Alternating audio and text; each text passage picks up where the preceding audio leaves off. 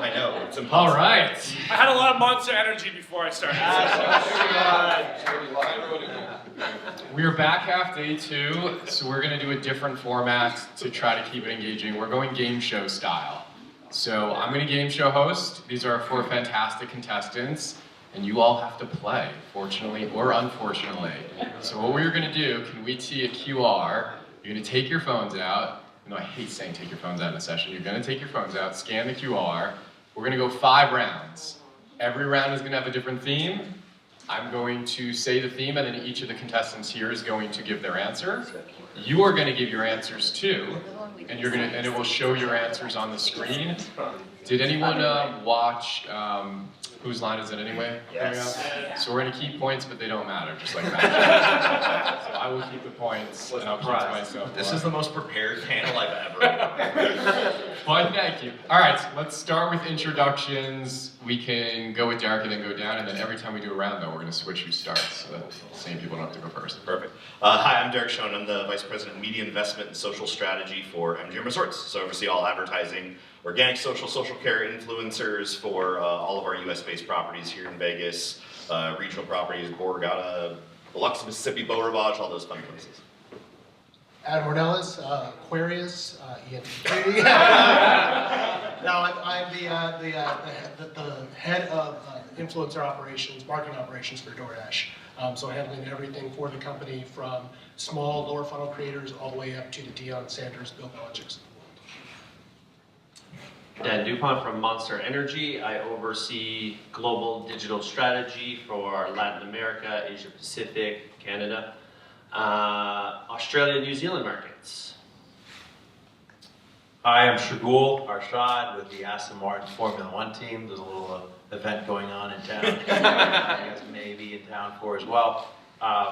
Head of North America, essentially we have 800 people in England, and Peter and myself with 2 folks representing the US. Ironically, only 3 teams have US presence for such a global sport. And we're out here evangelizing, literally right now, what the sport does, looking at partnerships, sponsors, a bunch of the folks that you might see on a car or on our social media channels. So we're looking at great growth as a team and as a sport, and looking forward to the game and kicking these guys' ass. All right, and my name's Keith Bendies. I'm not a professional game show host, even though I'm very good at it. I work at Linqia, which is one of the largest influencer agencies in the world. I run brand strategy and marketing for them, and then I co-host the Creator Economy Live podcast. If anyone listens to that, we're going to do a live recording here in a couple months for Super Bowl, which is cool. All right, round 1.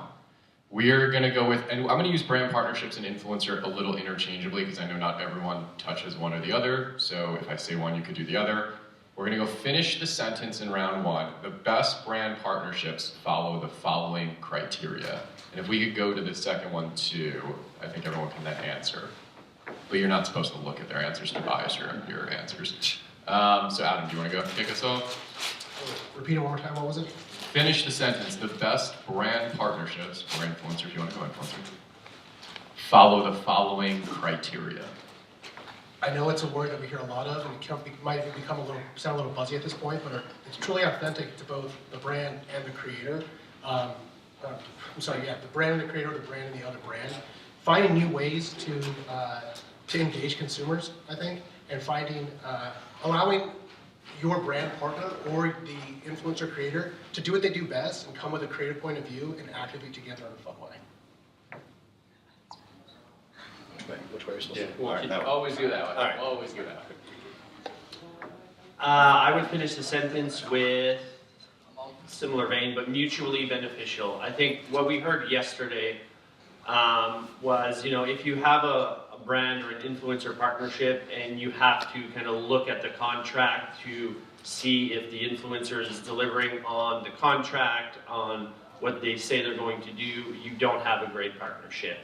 What we're trying to do at Monster is really get brand partners who will, we'll give them money to post and do that, but who are willing to go above and beyond what's stated on their contract because they truly believe in the brand and they want to evangelize the brand. I'm going to go with authentic on-brand, fully integrated, and fully visible.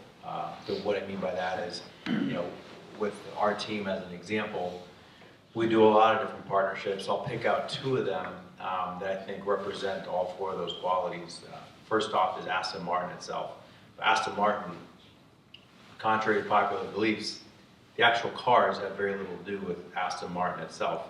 These are custom-made rocket ships that each team has fueling, hundreds of millions into each year. There's a 130 million salary cap or cost cap.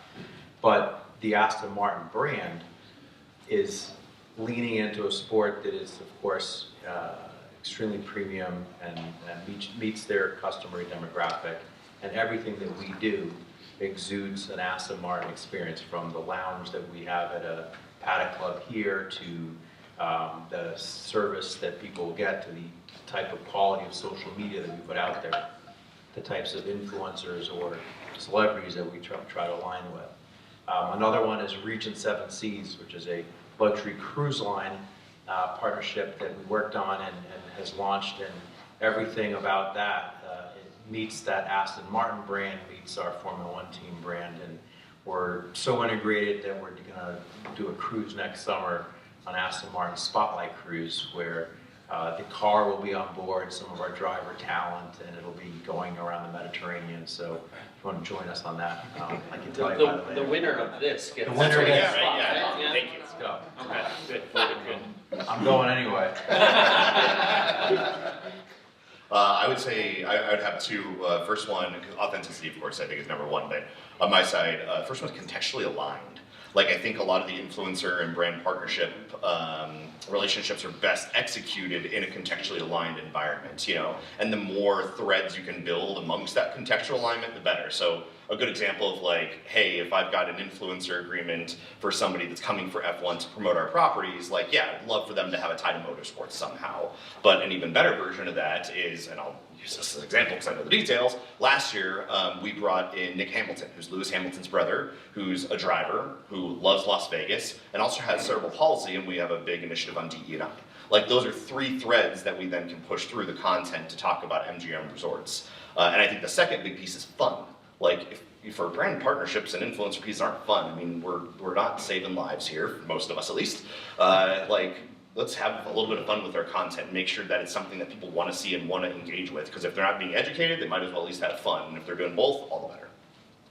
Love it. Clearly, we're having technical challenges on the screen, but are you seeing the results on your phones as you all do it?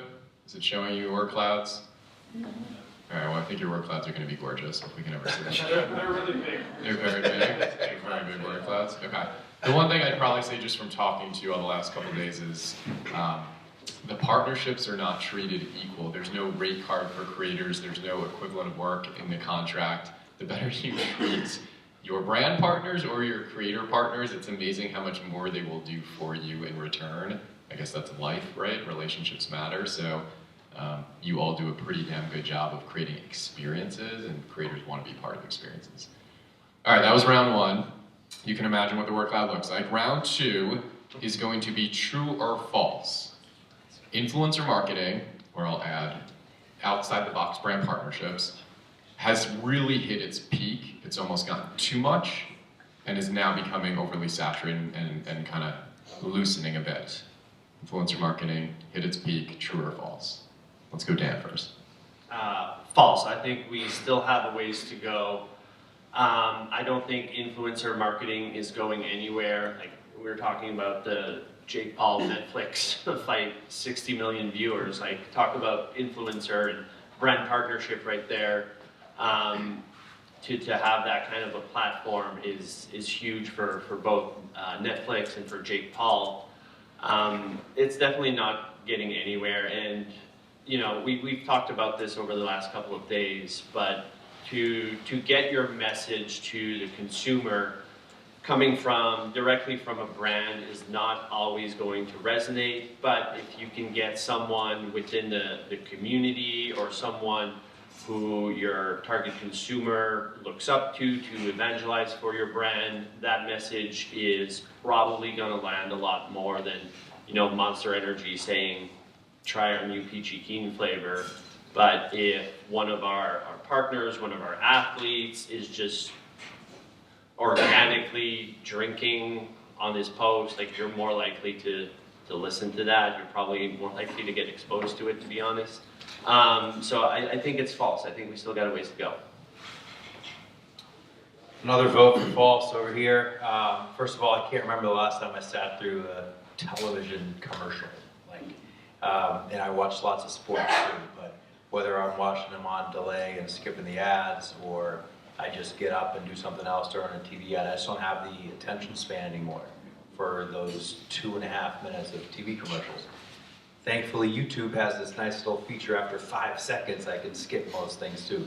But you know what I love is, Instagram and scrolling TikToks, and people get addicted to that, right? So the platforms may change in the future, but the voice of a brand or an influencer or a celebrity speaking for themselves through social media, through those channels, is really, the way to communicate. So our guy, Fernando Alonso, launched his TikTok last year. We're partners with TikTok, and out of nowhere, in the first year, he had 2 million followers. He's doing everything from dances to leaning into rumors about him dating Taylor Swift, and making fun of it, and then working out at the gym to her music. But these are whimsical, but also him talking to fans and talking. So I think as a viewer, if you're trying to absorb content and receive a message from a brand, and message for all you guys do is those are the platforms where you're going to get the best results. And using rights holders such as an Aston Martin Formula One or another celebrity and or affiliation is a great way to kind of weave your brand in and around. Do you have cable, by the way? Are you doing YouTube TV, cable TV? I have just about everything. That's confusing, by the way. Paramount Plus and Netflix, and skipping all over the place. Disney Plus. How many have cable? I'm just curious. Like actual cable Comcast. All right. Yeah. Rest are CTV. Well, I would say false that it's hit its peak, but I would say true that I think we've hit a point of saturation. And I think the interesting part is just like any innovation curve. Now that we've hit saturation, it's going to be who comes out on top, and how do we innovate the space to find the right people who are going to be professional influencers, creators, which I think is a mix of business model, but also continuing that authenticity and alignment, versus those that it's a hobby and they're not going to adapt with the space and do what we need from a brand perspective. So I think they're going to get a lot of value out of that, but I think that there is a point of saturation. It's just how it evolves from here. I too say false. I think that storytelling is such a part of our human DNA, and we love storytelling, and we all love the characters that come into the stories. And as new mediums come around, whether back in the day, the radio, the record player, radio, TV, internet, MySpace, you keep going, AI. We find new ways to tell different stories and to create new characters in these stories, and I think it's only up from here. I think there is a bit of a saturation into influencer 1.0, where it's lifestyle, like to know, they can be on a beach, the kind of Instagram 2000s, 2010 aesthetic, and now there's more of a hunger for, to Shergul's point, about more integrations and finding ways to immerse the customer in really fun activations, both digital and IRL, and how to build with creators and build brands with creators and celebrities. And we did it with Deion Sanders, which we have, whenever a new feature comes out, now we're starting to figure out who can we go to in our DoorDash extended universe of creators and celebrities. What do they have going on? And how we can pull these triggers and create really cool products and moments for the consumer. So, big false. Does anyone listen to the All In podcast? Yeah. Couple? Yeah. David Friedberg went on a rant one time about how the crux of the message is these creators will either be your best partners or your biggest competitors. You have to make a decision in the next 5 years. And it's interesting. I mean, Hershey just bought the sour company, the candy company that the creator started. Obviously, Emma Chamberlain started her company, Lunchly with Mr. Beast and them. So, yeah, but I do think your take is really interesting. Business Insider did an article that said the middle class of creators is dying. Mm-hmm. And it was a little bit of how you're either going to have influence, real influence, or you're just going to be a content engine for brands, and what is going to happen to that middle class? So very interesting takes, thank you. Did we have true or false? I just wanted to see what everyone else said. Not working? No? Okay. Cloud in the sky. 100% false. Cool. Round 3. Pick a side. Micro mid-tier creators or mega celebrities? I get to go first now. Mega celebrities. I have a pretty clear thought on this, and it's not just because we have Fernando Alonso, who is a mega celebrity working with us. You know, in our break through the clutter and get attention, but also for people to engage with the content, you know, we get, as you can imagine, approached all the time by influencer networks saying, we've got so-and-so influencers that want to come to your garage, can you get them tickets, can you get them passes? And on an aggregate basis, the cost of bringing someone into a garage and getting them a ticket, if you're a micro influencer, is trivial. It's not worth it, and we would lose money or ROI, if you will. Last year we had David Beckham in our garage, right?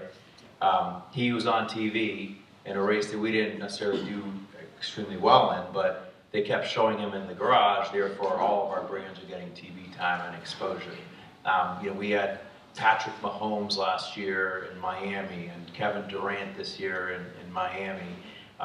We had Calvin Harris, one of the races. We've had Green Day. So getting those types of A-list celebrities, which is where I've cast my vote, is extremely beneficial because that's putting our audience in front of, you know, that many more millions of fans and followers, as well as getting the exposure, the shares. Formula One's channels will share that content, and therefore, ultimately, that's getting our partners more exposure, which in turn helps us have more numbers to show prospective partners who want to kind of work with us versus other teams. However, there are brands that we work with. Hugo Boss comes to mind. TikTok is another one that are sponsors of our team who bring micro influencers because they might have a series of fashion folks under Hugo Boss or TikTok now. In their contract, they have a certain amount of ticket allotments. Who they bring, it's up to them. If they want to have pictures of you know, a micro influencer from Hugo Boss posing in front of the car. I can always tell at every race who the Hugo Boss influencers are. See them from a mile away. I think there's a place for both. If I had to pick, it would be the micro mid. And that's specifically for two reasons. One is when I'm trying to promote our properties, I'm not looking as much for like logo brand awareness. I think most people know Las Vegas. They know a majority of our properties, at least the big ones that we'd be pushing. We're trying to tell the stories that are inside those walls. And to do that, I need an authentic content creator that's going to be willing to go in and develop a story and not just be someone who's going to walk through and we're going to take a pretty picture of them. And they seem more willing to work with us, and a lot of them are better, frankly, creating their own content versus having a videographer follow around.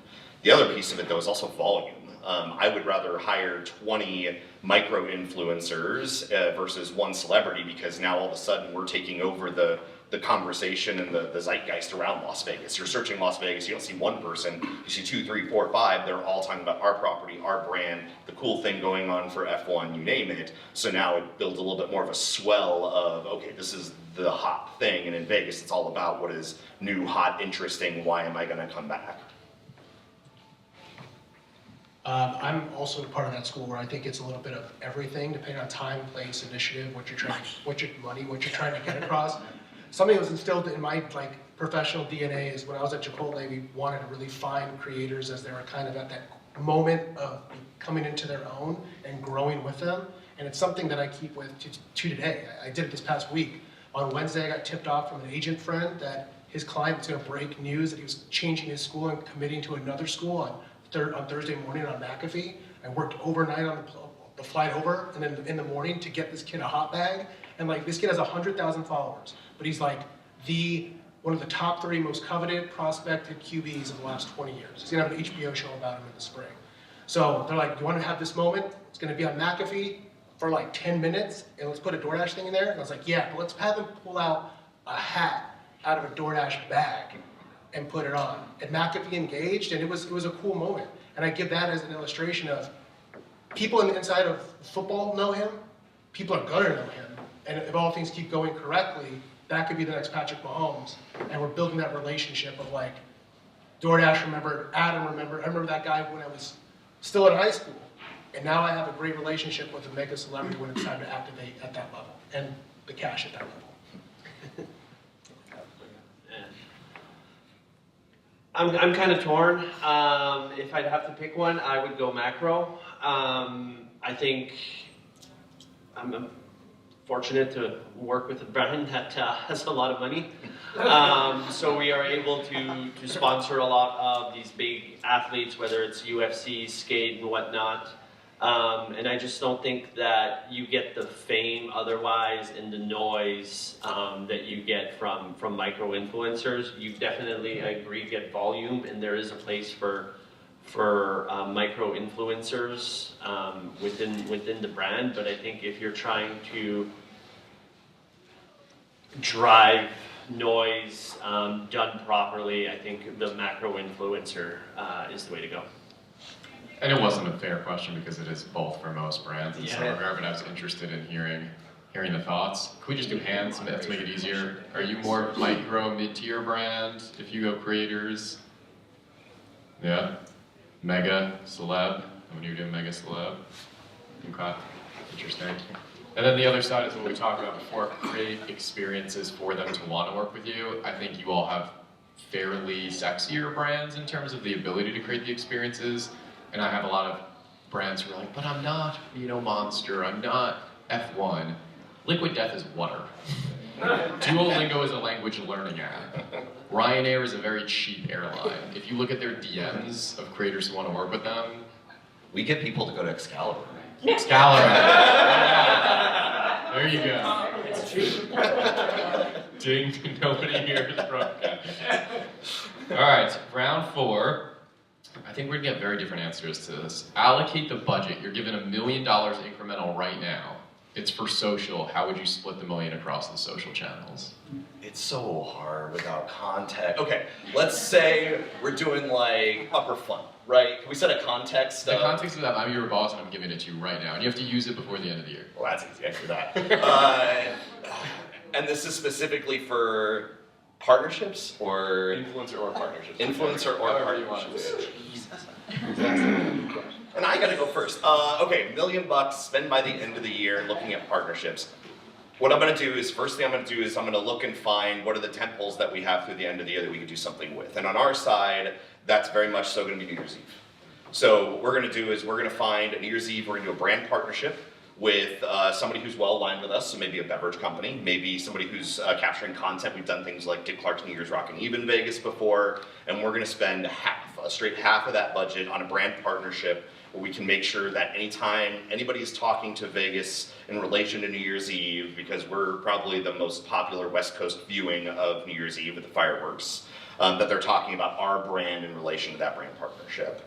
And then after that, what we're gonna do is something we've done in the past. We're gonna find 4 or 5 mid-tier influencers, and we're gonna bring them out, and we're gonna set them up in 4 or 5 different locations on the strip that all highlight our properties. Do one in front of Bellagio Fountains, one right in front of Aria, so you've got the beautiful shot of the building, one at the top of Delano at Skyfall Lounge, so you can see the entire strip, and we're gonna live stream our fireworks from them at that moment, along with them doing organic content through the night of the parties, food and beverage, and the drinks that they have, and take whatever money we have left over and boost the crap out of it. I thought you were going to say like 20% Instagram, 15%. You really took this question to a whole other level. You're up.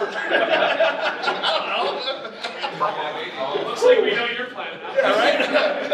I was gonna be like, can you repeat the question? The question was going to be, if you have $1 million, how would you split it across the social platforms? Lots of Instagram and lots of TikTok. There's that. Cool. That's perfect. Fantastic. That was an amazing answer. I mean, I would agree.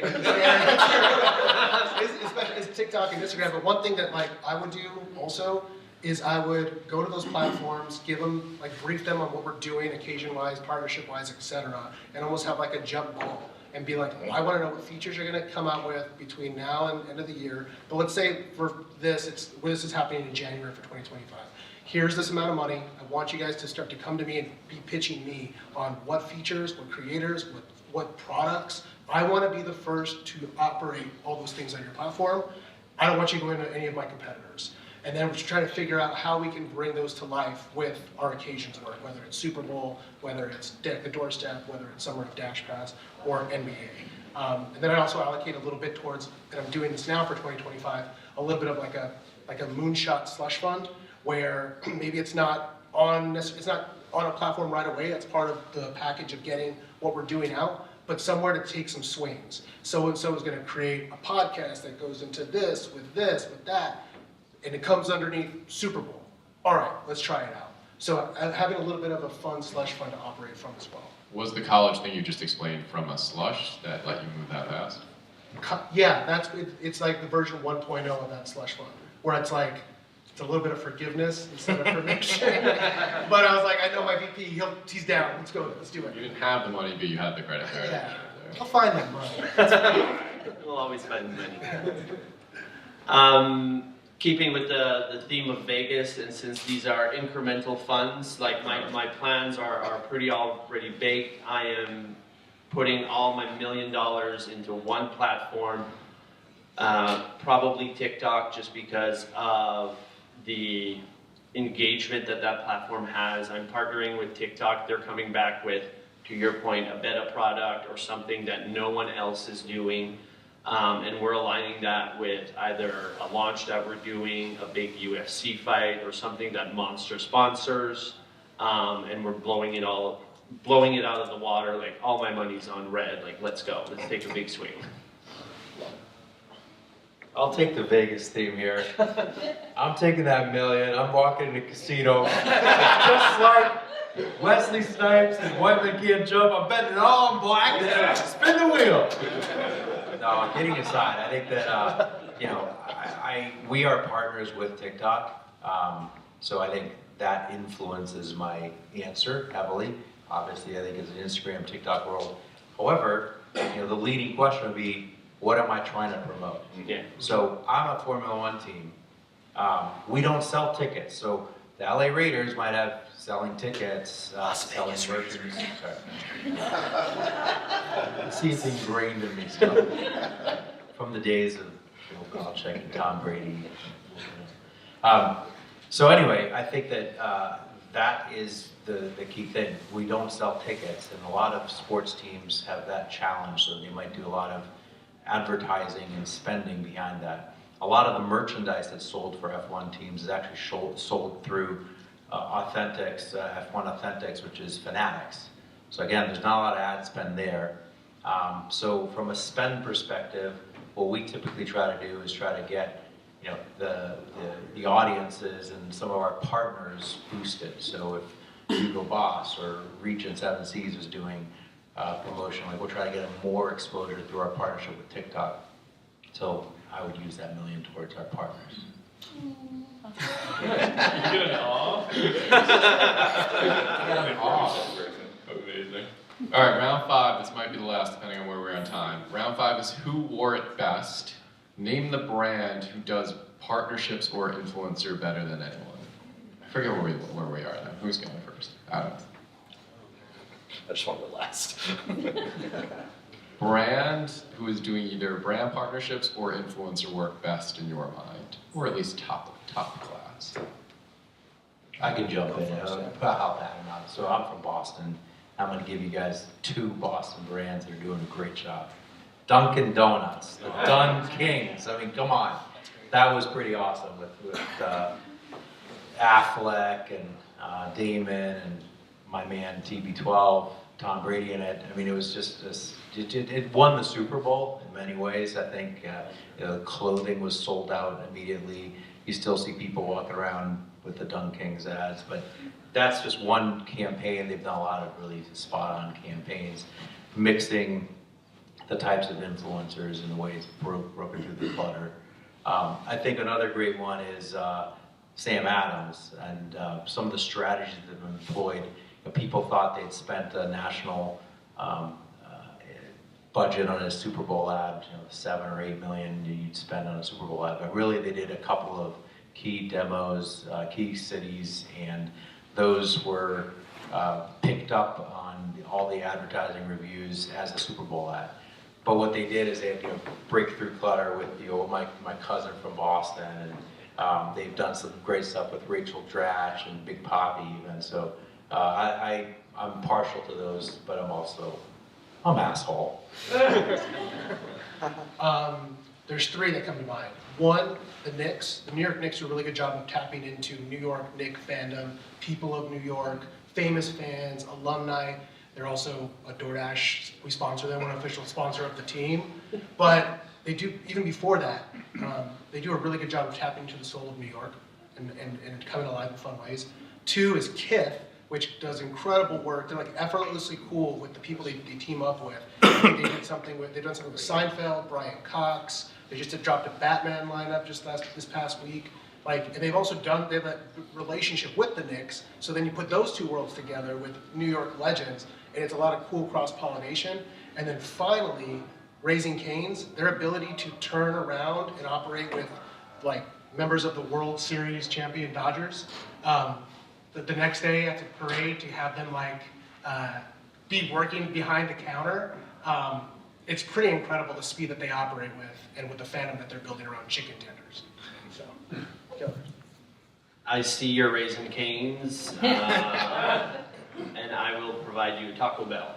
Yep. I think Taco Bell does both on the brand side and on the influencer side with partnering with PepsiCo, Doritos. Their influencers, whenever they're launching, whether they're weird new whatever they're doing, it works. They have great influencer networks that is breaking through the noise. They've got amazing brand partnerships, and I think it's a really cool brand in the food space, doing a lot of interesting influencer work. I'd go with one that I think is sorely overlooked, but I even saw another brand partnership this week from them, which is Lego. They do such an incredible job of being in the moment and providing a product that speaks to whatever's going on in culture. I mean, I'm a huge nerd, if you can't tell. So the Dungeons and Dragons movie comes out, they have a freaking dungeon set that every nerd on the earth wants to buy. They've got Lego F1 cars that they're launching during this. They have incredible moments where they're able to go out and activate in a really cool way, and they're so agnostic, they can work with anybody because they're a brick. And then you can build something out of it. It's just the opportunities for them have got to be endless, but they're really smart about when they pick and choose to go into it. That's a good one. Love it. I would just add Poppy and other players in that category I think are doing a fantastic job too. One thing they do really well is they use their content everywhere. The creator content's on billboards in Times Square, they're in their television commercials, they're really good at that. And then I forget who was the baby formula company that put the woman in Times Square, then they ripped it down because they thought it was too racy, and then they put it back up somewhere. There's a lot of interesting work going on. All right, because of time, does anyone have questions? We have 5 minutes, so then let's go to questions if people have. I don't need a mic. Great session. A lot of talk about influencer, a lot of talk about authenticity, which, keying in on that word. That sounds good in practice. A lot of times we all have these interested third parties who a lot of times control the budgets for doing these things, which leads to this underinvestment from a budget, bodies, and bandwidth standpoint. So my question is, as you guys are activating when it comes to influencer, where are you framing within the funnel that your influencer programs are making the most impact? And if that's 1A, 1B, what KPIs are you using to measure that to go back and tell the story of how impactful and effective that is? I go first. So we're framing influencers, and it's nice that I oversee the paid media budget in the organic social team who runs influencers. It's a nice little synergy there. But we frame most of our influencers, at least we started to, very much so upper funnel brand awareness or mid-funnel product education.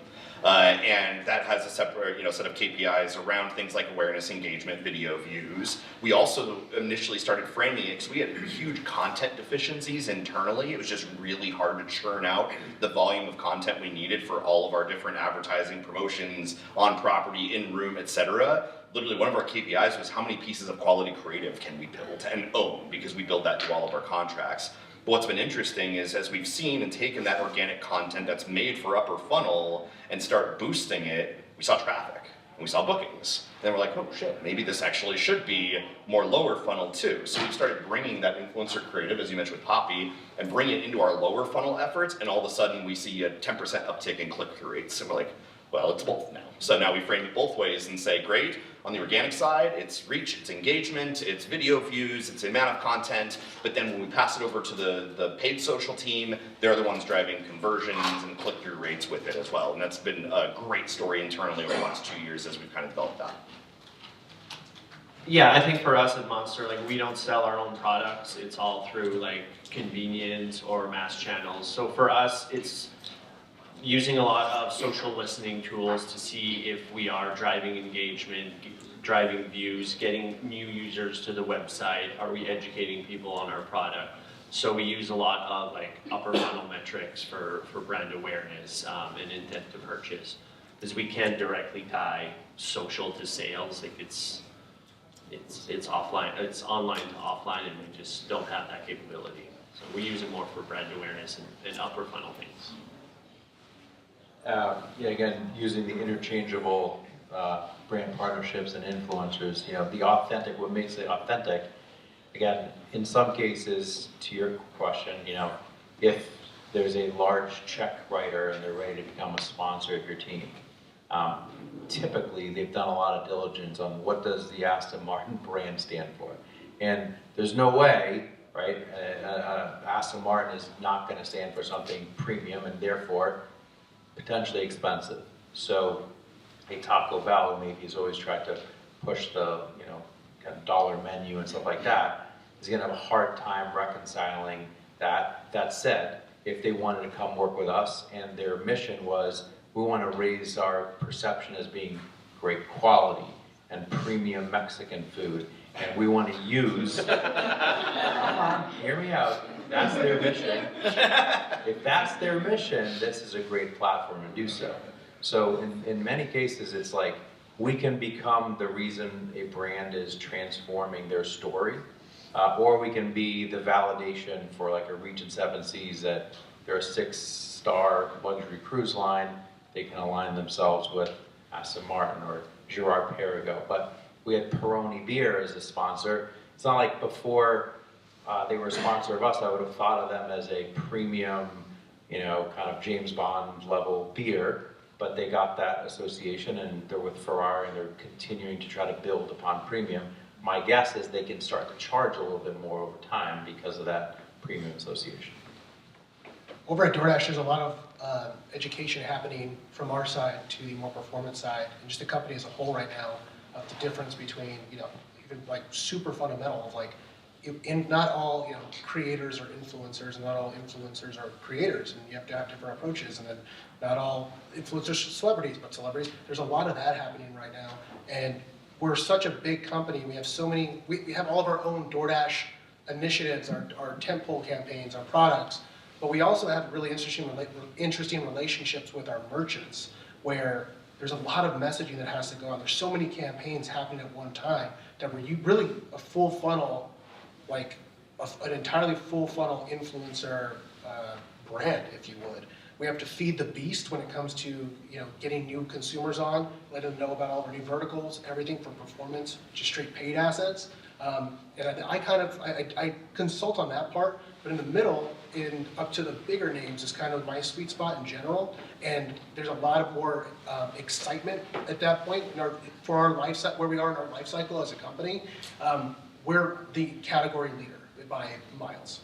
And so now it's, people heard DoorDash so far. Now it's like, okay, we also want them to know we're more than restaurants. So let's have the lower funnel work, drive people to order alcohol, order potting soil, mattresses the same day, all of that. But also, Monster, yes, Monster. But also, we're leaning more to the bigger names, because to create bigger moments, fun moments, and really become the brand that is a lifestyle brand is part of everyone's lives. So that's kind of right. When it comes to KPIs, it kind of depends all across the board for those. he touched on it really great. A lot of what I'm doing on the side of the house has to do with your conventional, click-through rates, watch times, follower growth, are we driving a new product? What are the buys on these new Deion Sanders sunglasses we just dropped on Dash Marts, all of that. But on the other lower funnel stuff, it's everything about, price, consumer acquisition and whatnot. And I'll give you 4 pillars because we try to push every client to 4 pillars. Social conversation, impressions, engagements, view rates, and then the most underutilized in that is share of voice. What was your share of voice? So social conversation, media effectiveness. If I'm using influencer content in paid social, how much more effective are your CPAs? If I'm using it in CTV, how much more effective are the CPMs? If I'm using digital at home, et cetera. So media effectiveness, which I would argue if you're spending $1 million on influencer, I'd bet you're spending 50 to 100 million on paid media. I don't care about what the million did. I care about what its impact was on the 50 to 100. So media effectiveness, brand or sales lift, depending on what you're doing. You can run very coordinated studies with third parties to say what was the actual brand lift or the sales lift on this campaign. And then 4 is MMM. If I'm sitting with a CMO, I want to know, what are you looking at data visualization every single day? Which MMM are you running? Are we bringing influencer into the MMM so that you actually see how that channel performs? So I'm very much like this whole EMB bullshit of there's one metric to rule them all. I want to sit with a CMO and go, we drove 12-point lift in share of voice. We outperformed our impression rate by 30x. We drove a 20% efficiency in your media effectiveness. The third-party study said that we lifted brand 3 points, and on your MMM, we're the most efficient ROAS channel. What are we talking about right now? And we're 150th or 100th of your total media spend. Why are we not 10%, 30%, 40%? So I think it definitely depends, but we do try to be regimented, and you got to look at this whole thing holistically. All right, Dan and I will miss our flight if we don't leave. Is it quick? Yeah, I think we talked about a lot of awesome brand partnerships. We're really excited about it. What are some shitty ones that you guys have experienced? Oh. We all jumped up to that. Oh, that's a good one. At a past life, I had a pretty big name who agreed to a lot. I have to keep this still very broad, but agreed to a lot of just everyday regular things that you'd see in a brand partnership, using you in the social assets, using you in all these things, and we're about to launch on a Thursday, and the week before started to renege on everything. Started to pull back on physical extensions, started pulling back on press releases, was saying no to media interviews that they had agreed to as part of the campaign. That was threatening us with legal action. It was wild. That was probably one of the worst ones I've had to deal with. Pass. We definitely had some challenging ones over the years, but I'm not going to get into too many details. This is being recorded. Wait, what? No. I'll say this is not one for me, but it's actually an interesting use case where it's a brand use worked out. I don't know if it's the one you're talking about or not, but it's turned out it started as a great, really aligned partnership and then fell apart because of community, and that was Keith Lee and Chipotle. Keith Lee loved that he hacked the menu and created this super great thing. He's a Vegas local that did all these food things, and he was literally saving businesses in Las Vegas. It was the most angelic story ever. We invited to our property, and we didn't expect it. We're just we appreciate what you're doing for the food and beverage here in Las Vegas, so go have dinner on us. But he did a partnership with Chipotle, and they rolled out a whole mobile exclusive quesadilla and all this stuff, and the Chipotle brand, I think, really benefited from it, but then there were corporate decisions that were made that reduced portion size, and the creator community immediately turned against the brand, and we're weighing the frickin' bowls, and it's a good example of you're, just like any creator or brands too, you're only as good as your last product, your last update, your last message to the community. When the message is, hey, we're gonna nickel and dime you, they're gonna turn on you. I'll go controversial. It's not really a partnership, but Elon Musk and Twitter, he freaking destroyed it, right? X, it's he completely ruined the most logical place for businesses to communicate with one another, and it's turned into a political tool. Now businesses are boycotting it for reasons, and I think that's an example of something gone terribly. And then I'd say it's an old one now, and it had the most controversy, but I almost Bud Light for their response, not the partnership with Dylan Mulvaney, the response to the partnership is what got them in the heat. And it always reminds me when brands are brand safety, creators have to be brand safe. I'm like, there's way more examples of celebrities or your own internal social teams making way bigger mistakes than creators. It's how you respond to it. These creators aren't tied to you for life. You don't do a partnership and know everything they do is this reflection of you and mass chaos happens. It just doesn't happen that way. So yes, brand safety is super important. You should find the right creators, but I think the risk is much more limited than brands think, and the response is a better indicator of how things are going to go than the actual partnership. Thank you so much. Round of applause.